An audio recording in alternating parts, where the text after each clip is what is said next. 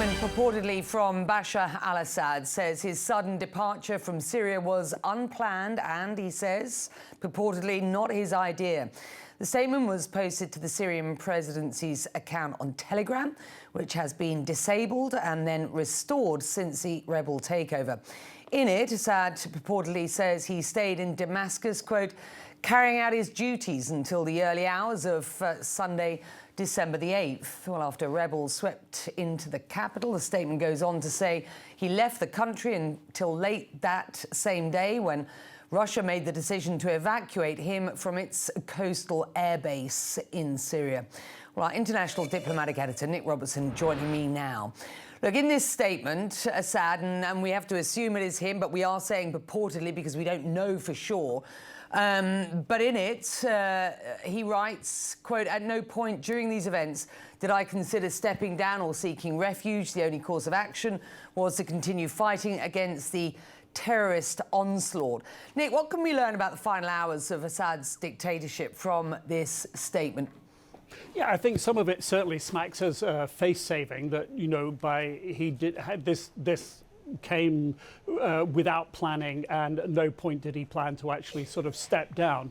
His account, for example, of what happened those hours when he was fleeing his residence, that was late Saturday evening, and then flying early Sunday morning to the coast of Syria, getting to that Russian airbase, and then being flown by the Russians later in the day because he says that the Syrian army's forces had collapsed. Some of that just doesn't seem to gel with what sources were telling us, and we were reporting that Saturday night that Assad had fled his residences at some point during Saturday, and we were reporting this late Saturday evening, before we, you know, as we were learning a few hours later that the defenses, the military, had collapsed in Damascus. And that seems to be the time when Assad is actually flying out of Damascus and to safety. And he is saying until the early hours of Sunday morning, he was doing his duties. He'd already fled his residence. He was apparently at the military airport in Damascus waiting for the flight that would take him to safety. So some of this really doesn't gel. And then this notion that he is flown to Russia but is not asking for this flies in the face of what the Russians have actually said, that they had agreed to give him humanitarian refuge there in Russia. It really feels like face-saving, and I think some of his lines at the end, where he's essentially alluding to, you know, he had no meaningful role there because the terrorists had taken over. But beyond that, he is speaking about he hopes that Syria will again be free and independent. I mean, what is he referring to? Does he think that it's going to come back and somehow rid the country of its new leadership? That's completely and wholly unrealistic. And there are certainly those in Russia and other places who would say that throughout the war, the 14-year civil war, Assad was not making the best and most informed judgments and decisions, thinking that he could hold out. Is he thinking he can come back? Obviously, no one in their right mind believes that. My next guest is a leading expert in conflict, diplomacy and political change, particularly in this region. His latest book is called What Really Went Wrong, the West and the Failure of Democracy in the Middle East. Author and Professor Fawaz Gerges joins me now. And what do you make of the first word that we've allegedly or purportedly heard from Bashar al-Assad since the fall of Damascus a week ago? First of all, if it's really genuine, we don't know yet if it's genuine.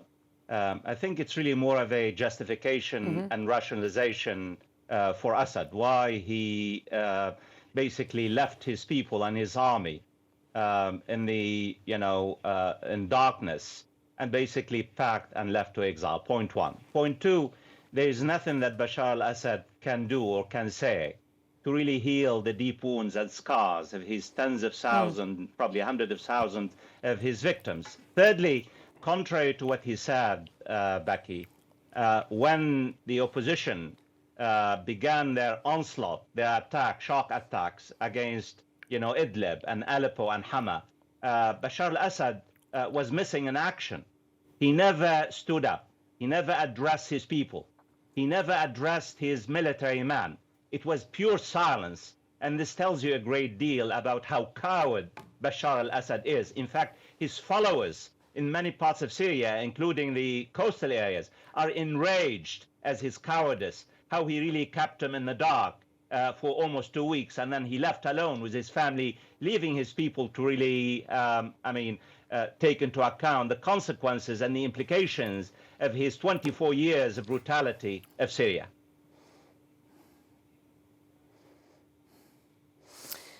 Let me just repeat a small part of what he said, and I don't think it necessarily needs, to be further discussed. But at no point during these events did I consider stepping down or seeking refuge, nor was such a proposal made by any individual or party. I mean, worth just picking up on that. I mean, at no point was any suggestion made by any individual or party. If this is from Bashar al-Assad, what is he referring to there? I mean, just how significant would that part of that message be?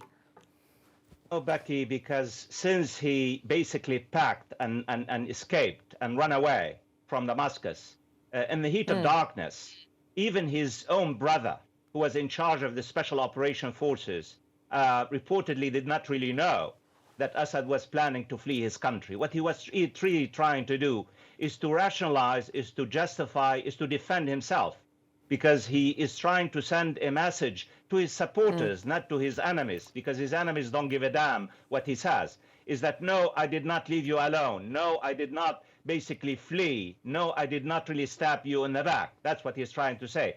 But we know from the Russians made it very clear that the decision was mutual, that it was Bashar al-Assad who decided to really pack and leave to Russia. Just to give you a footnote about what happened in 2011, the Iranians, when Bashar al-Assad basically weaponized or militarized the peaceful intifada in Syria in 2011, as his regime became very vulnerable in 2012, 2013, the Iranian leadership asked Bashar al-Assad to go and live in Tehran, because the situation was really becoming extremely dangerous in Damascus. Bashar al-Assad reportedly told the Iranians, as the Iranian leadership said, I was born here and I will die here in Damascus, quote unquote. And the Iranians said they realized that Bashar al-Assad was willing to fight for his regime. We know that this was really a mythology, that he did not really stand up. He did not really fight with his own people and his army. He packed and flew in the heat of the darkness.